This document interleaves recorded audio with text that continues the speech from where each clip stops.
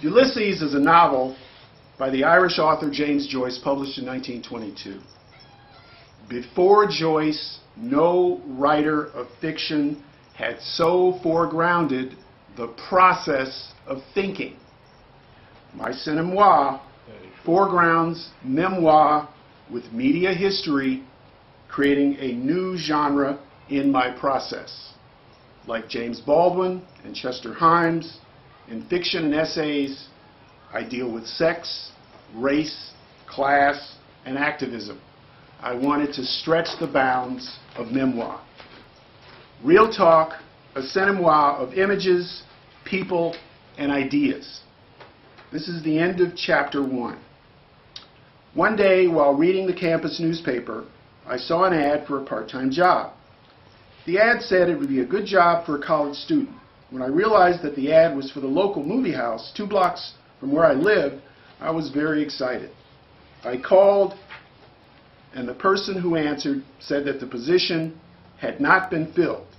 I made an appointment, and the next day went for my interview. I went for my interview in a sport coat and tie at my mother's insistence. I rang the doorbell as I was instructed on the door near the theater. When I went up the stairs to the office just above the theater, I discovered that there was a full apartment and office above the theater.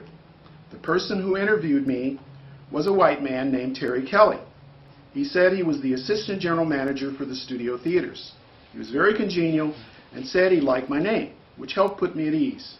Before I left, he introduced me to his wife Victoria, who popped in for a minute.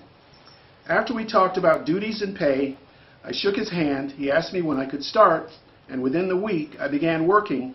I started working initially as a parking lot attendant. Eventually, I was promoted to usher and then finally to assistant manager. Later, I worked as assistant manager at 2 of the local art house chain of 4 cinemas in Detroit and its near suburbs, called the Studio Theaters: Studio North, Studio 8, Studio New Center, and Studio 1, where I began. Their specialty was exhibiting foreign language films and some American films. The average size of the auditorium was less than 800 seats for some. I learned to appreciate cinema as art. During my tenure with the theaters, I saw cinema from all over the world.